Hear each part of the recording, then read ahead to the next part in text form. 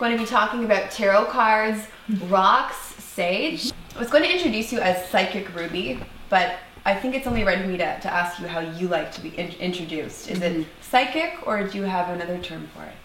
I personally prefer the term medium because as a medium, I can speak to spirits on the other side. So being the medium to speak between you and loved ones on the other side is what I personally prefer. But sometimes they will show me events that are a person will be leading to in their future. So some people consider that psychic vision. So comfortably, some people can refer to myself as a psychic medium. But for me, medium is good, tarot reader is good, and energy reader is great as well. Therapist, maybe. Probably like some people go to see. Yes, a some medium. people They do. need some sort of. Yes, I'm cheaper than a answer. therapist. Oh, yeah. It's more fun too. Yes, yes. So when did you realize you were psychic? When did you first discover that you had psychic abilities? Well, my parents have told me that when I was a kid, I used to talk to people that weren't there. I used to walk around holding their hands all the time. I'd hold full-blown tea parties for people no one else could see. And my mom got nervous because she knew this ability ran in the family. But she took me to a doctor who just said, oh, she has an overactive imagination. Just, don't worry about it. Brush it off. Yeah, just brush it off. So it wasn't something that was encouraged. So as you grow up, a lot of kids can actually not grow out of it, but it's like they forget or they It's true because move I beyond have it. quite a few friends who said they know children when they're little who are seeing things. They're seeing grandpa who they've never met before. And mom and dad are kind of going, okay, that's kind of weird, but they brush it off because you're only 3 and they think that you're just seeing things. But is there a possibility that those kids are actually seeing something? Oh, absolutely. Absolutely. Children, because of that ability to be more imaginative, it's easier for them to accept things that are actual interactions between us and the spirit world. Because for them, that's how their brains work. And some theorists think that when you have just so recently come from the other side, you've only been here for a couple of years, that you still carry over the memory of existing on the other side. So it's easier for you to recognize things, to recognize people, and have an awareness of what's going on. And children have that freedom of speech, and they can just sometimes let it go. For some people who might not understand all of this, the other side, how would you explain that to people? Well, the other side, in a very simplistic way that my human brain can understand it as well. Basically, we all exist in an eternal form of spirit, of higher self. And when we come down here onto earth, we choose to be in a body because we learn from the body. We interact with the body. It's just another way of existing. So when we leave the body, where we usually are and exist is what we consider the other side. So when you hear of people who are in the middle of surgery are looking down on their body, or they're speaking with somebody, or they have near-death experiences where you feel like you're traveling towards a destination in this crazy moment, you are actually moving into what a lot of people consider an alternate dimension. So it's an existence. We all have Which areas some of people existence. might say heaven, or Yes, some absolutely. sort of version of Yeah. where you end up next. Which Yes. I've heard from a lot of people it's actually a nicer place than where we Yes, are now. From what I understand as well. Some people don't want to go back after they've gone through an out-of-body experience, a near-death experience. Yes. So. Usually people who are very ill, Yeah. people who are experiencing a lot of pain. I've spoken to many people who feel like they left that pain, they left that day-to-day stressful, horrible existence, and they don't want to go back, but for some reason they do. And so I think sometimes it's just to share the fact that there is peace at one point, but you still get to experience your life and who you were and who you are and all your loved ones without this physical vehicle that can sometimes be problematic. So you've been psychic since you were a child, and you've had it, like, you never broke that? I would say the awareness of it, absolutely. I became a teenager. Yeah. You become more into what's going on down here. I didn't know that I would talk to people when I was a kid. I didn't have memory of it. But in my mid to late 20s, I got very sick with a neurological disorder called trigeminal neuralgia. And it's very, very painful, and it was undiagnosed for the first 5 years. So during the part of me trying to deal with the chronic pain that I was in, I started reading a lot about energy medicine and shamanism, and because sometimes the pain would be so overwhelming, you needed something. And that's medications when you do it. Dipped you into realizing what. Yeah. Well, how it really worked was that I was really open-minded. I grew up with a lot of mental freedom, and when I studied a lot of the energy medicine, I was able to really get into the visualization of it and the reality of it. I studied a lot of Native American medicine.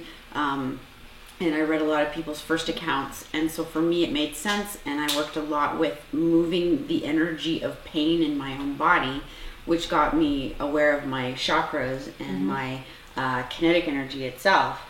And so during the course of my illness, I had a teacher for a short period of time who was just a family member, and he was psychic, and he basically just one day turned to me and asked me a question, and it just, my third eye popped open. It was like a screen came down, and I just started to see all these things and hear all these things, and for a second I thought, am I dying? Am I having a stroke? I was like, I don't know what's going on, but I couldn't stop talking, and blah, blah, blah, blah, for about 20 minutes, and he just listened to me, and when I was done, he was able to verify to me everything that I had said. He was able to make sense of it. When you were saying all these things, were you like under a trance or something, or? You can feel kind of trancy, but it's more, when you fantasize, you're just sitting at work and you're bored and you're thinking about a party or something that happened and you're there. It was that kind of an experience where it was just image after image. It's great that she was there, because for most people, they might feel like, okay, what am I feeling? Yes. Am I hallucinating? Is this actually real? And he was there to clarify it with you. Yeah. So you've obviously seen the show Long Island Medium with Teresa Caputo. Yes. Great show. Oh, I love her. And it's funny how she just walks into grocery stores and she goes, hey, has your mother passed? Is that what happens when you're out? Do you feel the need to talk to people? Spirit's talking to me, and please pass this message, and please tell this person. And you can't, because sometimes people don't want to hear it. That'd be kind of awkward too, just going up to somebody in the grocery store saying, "Hey, your mother's already." Exactly, and some people they don't want to talk to their mother that's passed because they're still dealing with a lot of pain and grief around it. So I highly respect Teresa Caputo and anybody who has that ability. But for me, I have to be very careful, because I have learned in some cases it's not a welcome thing. And so I, just kind of go with the flow sometimes on when I should say something and when I shouldn't say something. And you must have to try to shut everything out when you're driving to work or talking to somebody. They can talk and they can chatter and they can want to show you things, and they, and when I'm very tired, it's harder to control. And so I have to make rules. I work with my spirit guides. I work with ancestors that help me through this. And sometimes I say to them, you have to protect me through this, because I'm putting people's lives in danger on the 401 at 3 in the morning when I'm coming home from work. And sometimes you just gotta shut it down. So it's sort of like your scenario is sort of like what Whoopi Goldberg's character went through in that movie Ghost, where they're following her in the shower, following her in the bathroom. Absolutely. So the question for you is, because if you got all these people trying to talk to you, is there? Because I can imagine being that situation. Let's say I wanted to just go to the bathroom, have a little privacy. How do you make sure that no one's there with you? I mean, how do you? And does it scare you? Does it scare you when you first saw there was a spirit in the room with you? I actually felt very comfortable when I was opening. You know, I worked with him for a couple of months, this friend of mine, and he helped me get comfortable with it because my Uncle David had passed. And so my Uncle David was there with him. We were kind of working together. But there are times where absolutely they can spook me. I will see them, because usually I see things with my third eye, and when I actually see them with my eyeballs or I'm not prepared, absolutely there are times where, you know, I'm like anybody else. You know, you're not expecting it, and then they're just boom, they're there, and you're, you know. But luckily for me, because my guides in my spirit group, as we call them, care and love me so much, they help me and they protect me in those moments to get through it as best as I can. Yeah. Now, you brought some cool stuff here with you today. Yes, I did. I wanted to bring up rocks today because a friend of mine actually got me into spiritual rocks. I have a couple rocks that I got from the shop where you work, and they do a couple different things: confidence, peace, grounding. I sleep with them on my night table, and I don't really, they're just there. Is there a certain way that you use rocks? You know, everyone is very individual when it comes to rocks and stones. First, understanding what the general idea is. Like some of these, you know, are just because I kind of like bling and color and, you know, pick up a couple pieces of plastic or glass. That's different. But when it comes to stones like this, this is what we call a tiger eye, tiger iron combination. And the shop where I work at, they teach me quite a bit. And so the general consensus about a stone like this, because of the matter that's in there, because of how it's formed, it creates a vibration. Every living thing has a vibration of some sort, and you know, we can even say every dead thing has a vibration as well. But when you put a combination of earth matter like this together, it gives off a very, very strong vibe. It gives off something very, very grounding that connects to people's genetic makeup, neuro makeup, that sort of thing. So what would you use the tiger's eye stone for? What are its properties? So this one is good when you really need to feel like something is supporting your ability to create courage or strength, or not necessarily physical strength, but emotional strength. So I went through a rough process a couple of years ago, and I always had this in my pocket. So I would sit there, and even the way that things are formed, it's almost like a touchstone of sorts. Some people will actually put them together in pouches like this. This one I use, if memory serves, this was some pink tourmaline, and I can never say it right. You said it before. Rhodochrosite? Rhodochrosite. I think so. These give off a very, very soothing vibration. My guess is they were probably formed around a lot of water.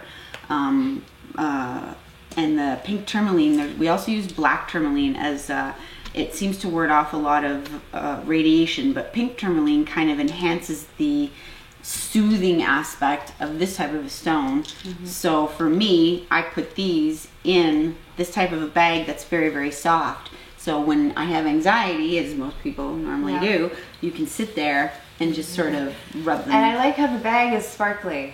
Of course. It's amazing. Actually, I got almost everything I own is sparkly in some way, shape, or form. I got an ex-boyfriend a little pouch of rocks because he was going through a rough time, and I thought that it would have been so nice of me to get him this, and he kind of looked at him and went, "You got me rocks? What am I going to do with these?" That's why he's your rocks. But there is exactly. But there is meaning behind them, right? Yeah. So it's interesting to see these. And sometimes people just need something that's theirs, and that's earthy, and that's pretty. And you know, prime example, these are some of my favorites, is garnet stone. It's a ruby based stone, and a lot of people feel that it has to it kind of soothes a lot of the lower body areas. And so people that hold stress in their hips, people that, you know, have stomach issues, people who need to just kind of get their motor running a bit, holding garnet always seems to go to those areas, very blood based. You know, a lot of people can sit there and go, "Oh, this is all bogus," and whatever. And it's like, you know what? Hundreds and thousands of however long we've been around. Yeah. All of this came from information that we no longer have. But our species, humans, started on this planet and they had to figure out how to survive.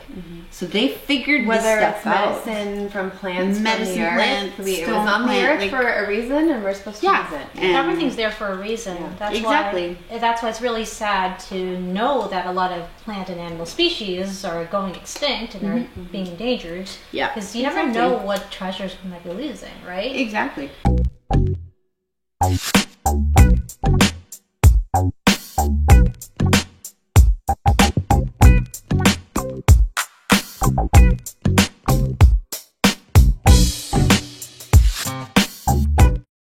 I remit, may ngiti sa bawat padala.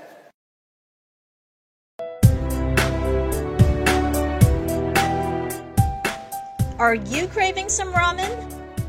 Hokkaido Santoka Ramen brings you the best Japanese ramen in Toronto. The first restaurant opened in 1988 in Japan, serving only 9 customers at a time. Since then, Santoka's fame has grown, serving many happy customers in over 50 locations worldwide. Visit us and experience the taste of Santoka in downtown Toronto at 91 Dundas Street East, or call us at 647-748-1717. That's a piece of quartz right over there, right? Yeah, this is my reading crystal. This was actually on the giant shelf. rock. Yeah. It's a weapon. Yes. Don't annoy us.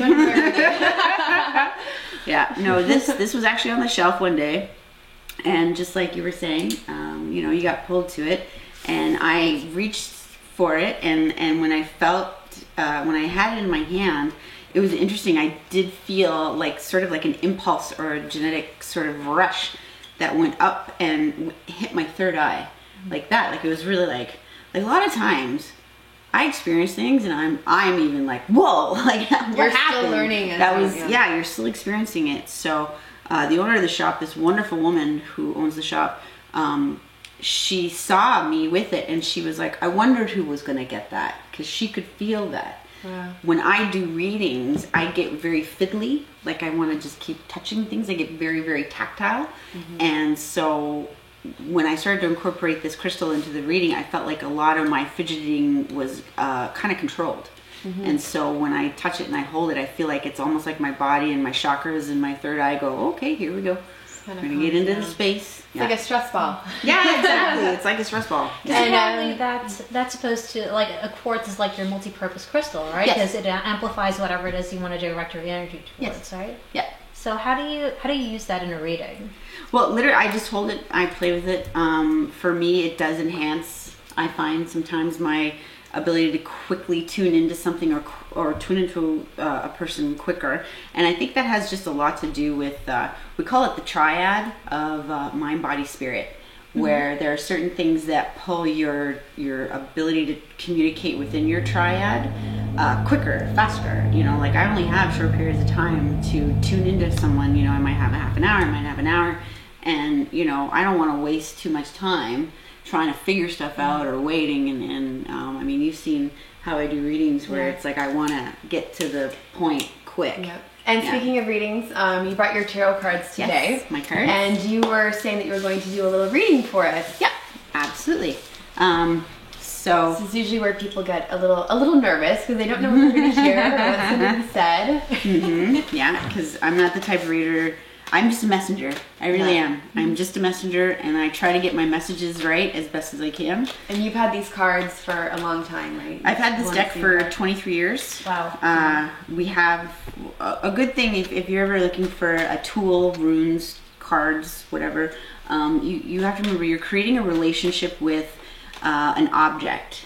So you've got to really kind of suspend your disbelief, and we have gotten to the point where I've done so many readings with these cards, and I've had enough proof to know that they're right, that sometimes they even freak me out. So, there's a very, very powerful deck. Speaking of tarot, speaking of cards, because I get different input from different people. Some people say that when you use the tarot cards, it's like your higher self channeling your energy and like your intuition or something through the cards used as a tool, right? But I've also heard from other people that apparently when you use the tarot cards, you to it's like you're sort of attracting any spirits in the area to speak through the cards. So which is it? I would say my cards. Here, we'll show you the process because when you talk about spirits being able to communicate through an object, that's something different. Okay. That's something different as far as my deck is concerned. Because what happens is I give the deck to someone, so now her energy is getting into the deck, and I will ask you to imagine that you're standing on your life path. You're looking down the road. You're asking what's coming my way, and it's like you're asking the deck to answer you. And then you can shuffle it up, you can put your energy in there. So as she's concentrating, she's the one putting information into the deck on a very esoteric level, if you wish. But to actually have spirits communicate through objects, personally, I'm not comfortable with that. I prefer to work solely with the deck, and it's more controlled, and it's safer. So if you were to do that, I would ask you to just ask what was coming your way. What is coming my way? Hopefully good things. Yes. Now shuffle them up a little bit. Okay. I'm not the best shuffler. That's fine. Not a lot of people are. Okay. Now separate the deck into several piles on the table. This way? So how many piles should it be? As Many as you want. Yeah, it's like you're letting the person and the deck work together. Like I have nothing to do with it at this point. Okay. Now put it all back into one pile.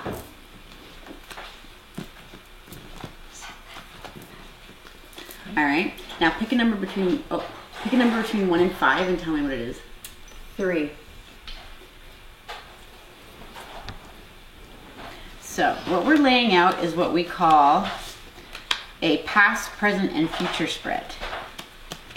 And this is kind of like, I like to refer to it as a tuning fork.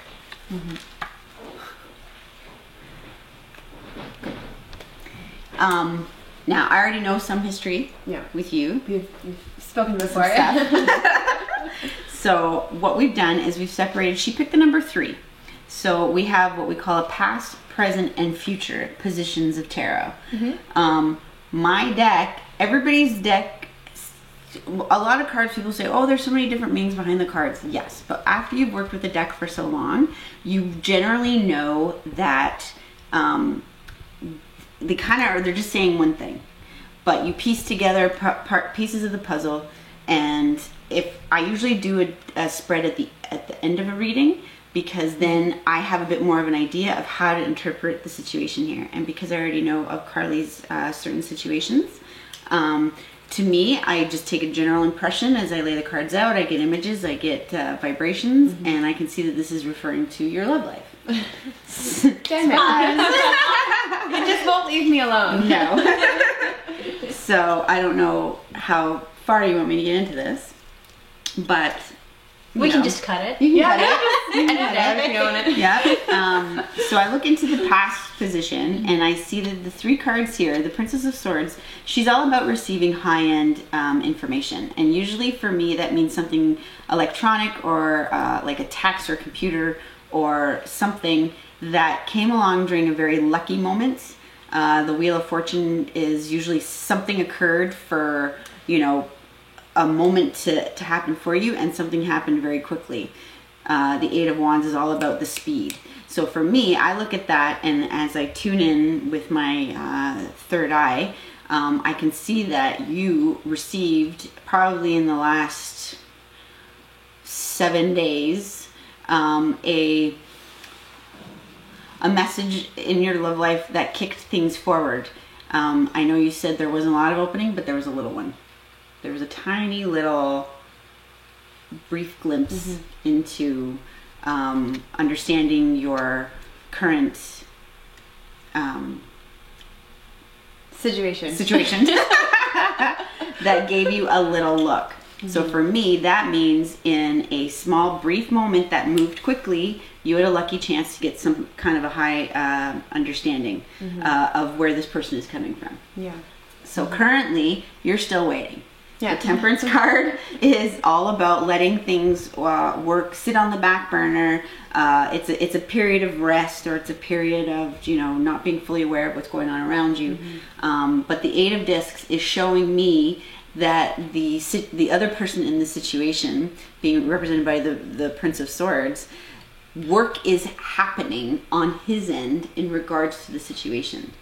So the Eight of Discs, my Eight of Discs, talks about personal relationship work, or somebody's thinking about it, or somebody's doing something. So while you're waiting, he's doing something about this. He's thinking about it. He's acting in his mind on advancing or not.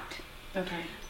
So for me, I still feel, as I tune into that person, indecision and not, sure exactly what to do. But what I like about it is the fact that I still feel advancement through this person, and I don't feel like he's stopping. Okay. You know what I mean? He just hasn't. He's in that state where he's thinking about it, and what am I going to do? And he unfortunately also has a bad habit of talking without thinking, or without always listening. So he'll kind of say stuff. But what I love is when I look into the future position, I see the Queen of Discs. You are working on your reality, your practical, your job, your life, your all that sort of thing. More concerned about, your bills, etc., etc. But the King of Cups represents a gentleman who is so full of emotion that he covers up. He's got so much going on the inside that it freaks him out, and he, I can't deal with that. I got to put my wall up. But what's in between the two of you is the Lover's card. So to me, if you were to come to me in a reading and say, am I still going to be with this person? At this point, the cards say yes. Ooh. But it is showing me a continuance of the, you're trying to be practical. He's full of emotional chaos. A lot of emotion. But the Lover's connection between the two of you is still there. Okay. And then the Nine of Cups is our overall card, which shows that there is happiness in this. That even though it's not working as exactly how you would like something to work, it's still good. It's still good. It's still happiness. So that's what's good about this kind of a spread when I'm giving to someone. It's short term, just what happened, just what's coming up. Well, I would have to say that's exactly how I've been feeling. So you hit everything now. Sweet. That's the cards. I'm right? just getting goosebumps as he might watch this. The important thing is he's thinking of you, and he better. Yeah. Why not shuffle another ring? Okay. Yeah, exactly. Right. Yeah, like I would never make anything up. I mean, you just got to say what's sitting there. But to me, it's great. It's showing me that he's trying to figure stuff out. He's not, very aware of. He doesn't have answers for himself, but I love that he's still thinking of you so well. And just as I put my hand on the card, we'll see if this happens, but I can feel him talking to you about taking you on one of his trips, being given the number 3. So I'm thinking maybe the next 3 or 4 days he'll start talking about bringing you with him somewhere. And I suck at geography. A lot of people know this, so I just kind of get pointed in a direction if I were looking at a map, and I feel like I'm heading into the States. Either New York, or because I know we've spoken about him being in New York before, so it's like I can see him saying, I want to take you somewhere, but for some reason I'm getting the word green on it. So I don't know if that's the town is called green, or somewhere you're going to stay is called green, or if it's a very heartfelt trip because the color of the heart chakra is green. But that's how it is for me when things aren't fully formulated. It's pieces of the puzzle that Spirit can see, and they see him suggesting that you go on a trip to him somewhere that's close down to the New York area, and for some reason they're representing it with the word green.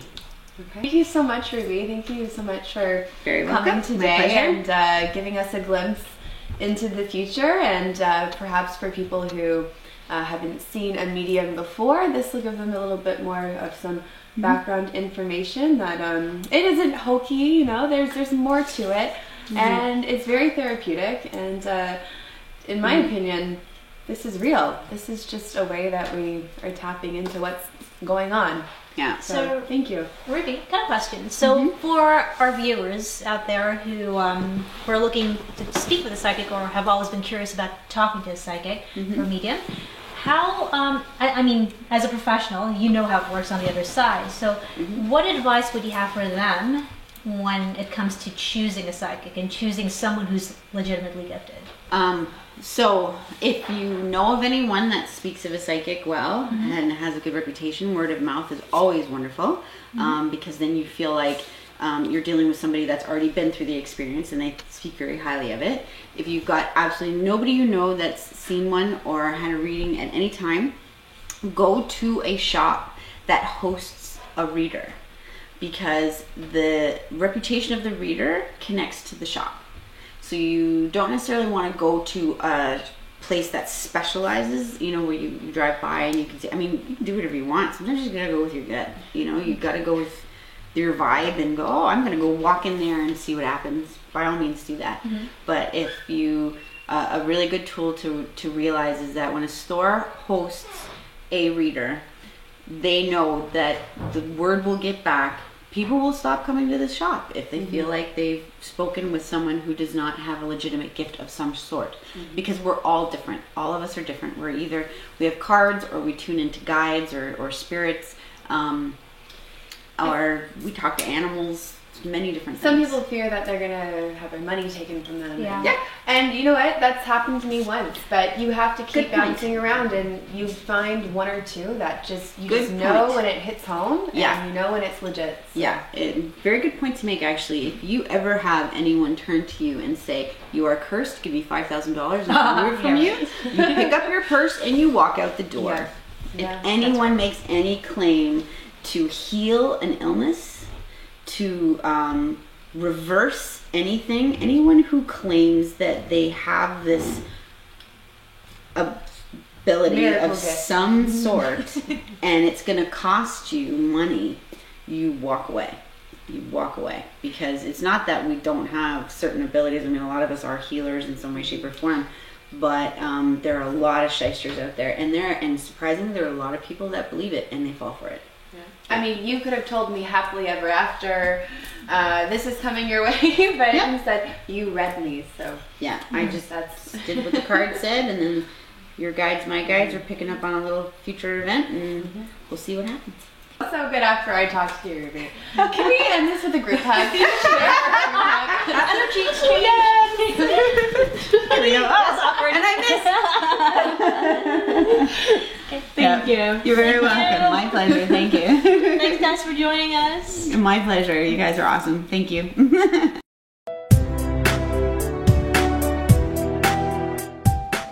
Are you craving some ramen? Hokkaido Santoka Ramen brings you the best Japanese ramen in Toronto. The first restaurant opened in 1988 in Japan, serving only 9 customers at a time. Since then, Santoka's fame has grown, serving many happy customers in over 50 locations worldwide. Visit us and experience the taste of Santoka in downtown Toronto at 91 Dundas Street East, or call us at 647-748-1717.